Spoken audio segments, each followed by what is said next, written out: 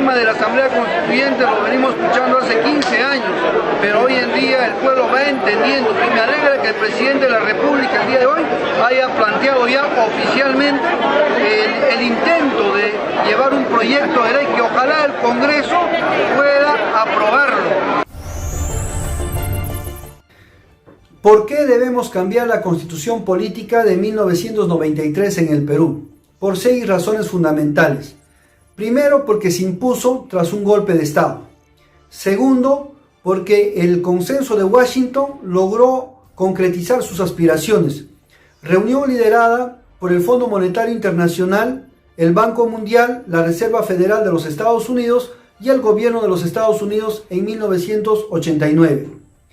Tercero, porque el gran capital transnacional empresarial, para haber asegurado tener la estabilidad y tener la libertad de comercio, se permitió modificar la Constitución Política del Perú, garantizando sus intereses y no los intereses del pueblo.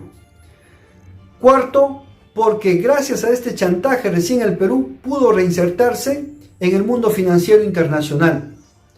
Quinto, porque esta Constitución no garantiza los derechos fundamentales de la persona en cualquier nación. Y sexto, porque esta Constitución nos permitió perder soberanía a nivel nacional y a nivel de algunas jurisdicciones internacionales. Pero, ¿cuál es la esencia de la Constitución de 1993? Primero, reducir al Estado a su mínima expresión, haciendo que el Estado simplemente sea un veedor de los fenómenos que ocurren en el país. Segundo, permitir el libre comercio, haciendo que las transnacionales se instalen en el país, compitan con la empresa nacional y las extingan, ya sean públicas o privadas. Tercero, permitir las finanzas libremente en el país, al cual el Perú constitucionalmente ha renunciado a su jurisdicción legal. Cuarto, permitir y facilitar la privatización de todas las empresas del Estado. Tal es así que se privatizaron 228 empresas en el Perú. Quinto, permitir la flexibilización laboral por el cual el empresario puede tener mayor libertad de explotar al trabajador peruano. Sexto, instauró un tipo de dictadura, la dictadura del mercado, la dictadura en la cual solamente existen 2 leyes, la ley de la oferta y la ley de la demanda, y lógicamente ellos fijan los precios. Sexto, permitió exclusividad al empresariado privado, haciendo que el Estado peruano no pueda competir en los sectores que ellos ya compiten. Y finalmente, sociabilizar todas las pérdidas y privatizar las ganancias a favor del empresario. Ahora, ¿qué es lo que dicen los defensores de esta Constitución? Que gracias a esta Constitución se lograron 4 cosas. Primero, derrotar el terrorismo. Segundo, salir de la recesión en que nos había dejado el gobierno aprista. Tercero, permitir la inserción al mundo financiero internacional y ser candidatos al préstamo. Y cuarto, lograr el desarrollo que ha logrado el Perú gracias a esa Constitución. Pues sencillamente son solamente justificaciones, puesto que la motivación real era crear una nueva casta de ricos en el Perú, una nueva casta empresarial y política, que vendió las 228 empresas a un precio irrisorio, barato, pero no se las vendió a cualquiera, se las vendieron a sus socios, a sus familiares mediante testaferros, de los cuales 9.000 millones de dólares fue el producto de la venta. Sin embargo, se invirtieron en el Perú o se reinvirtieron solamente cerca de 4.000 millones de dólares. Y según la Comisión Investigadora de los Delitos Económicos y Financieros del Fujimorismo, presididos por Javier Díez Canseco, los 6.000 millones de dólares se cree que hayan ido a parar a las arcas de la familia del gobierno de turno. Ahora bien, ¿qué artículos de esta Constitución Política son los que habría que cambiar? Bueno, habría que cambiar todos, realmente, porque todos están concatenados. Pero si no se obtiene una mayoría parlamentaria o la correlación de fuerzas no lo permita, por lo menos habría que cambiar el capítulo económico, que está del artículo 58 al artículo 65. El artículo 58 simplemente declara el modo de producción en el país, es decir, dice que el Perú se desenvuelve en una economía social de mercado, que es totalmente falso, de social no tiene nada, es una economía de mercado, ni siquiera es una economía con mercados, sino es una economía de mercado o una economía neoliberal donde el Estado prácticamente está reducido a la mínima expresión, como lo hemos mencionado. El artículo 59 dice que el Estado estimula la creación de la riqueza, de la libre empresa, la libre iniciativa, etc.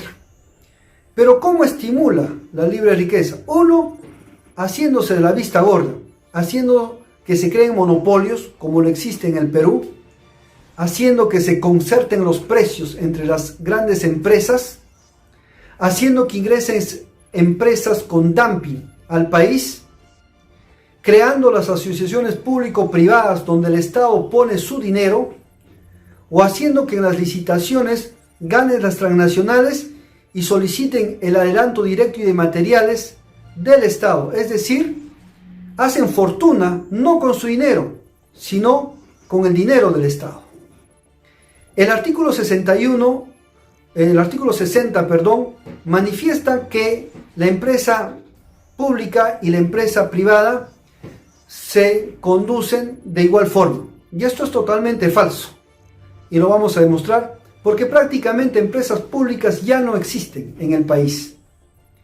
El artículo 61 dice que el Estado combate todo tipo de monopolio.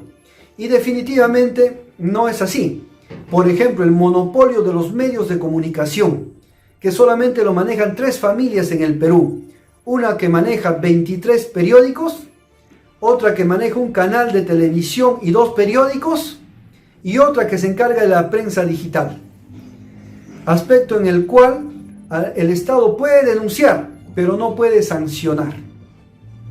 Asimismo, el artículo 62, que nosotros hemos considerado la piedra angular del neoliberalismo, es lo que respecta a los contratos ley. Quiere decir, si el Estado ha contratado en esta modalidad, no puede modificar ese contrato aduciendo seguridad jurídica y seguridad tributaria. Es decir, si nosotros nos dimos cuenta a los años que este contrato es perjudicial para el pueblo peruano, simplemente tenemos que respetarlo. No podemos cambiarlo. No lo puede cambiar ni siquiera el Parlamento, que es el ente que hace las leyes, y lo dice taxativamente. Si no lo puede cambiar el Parlamento, ¿qué nos obligan? Ir a la Asamblea Constituyente y hacer una nueva Constitución del Perú. El artículo 63 también manifiesta de que la empresa extranjera y la empresa nacional tienen el mismo trato. Es totalmente falso, porque la empresa transnacional, por ejemplo en el rubro minero, está exonerado 5, 10, 20 años de pagar el canon.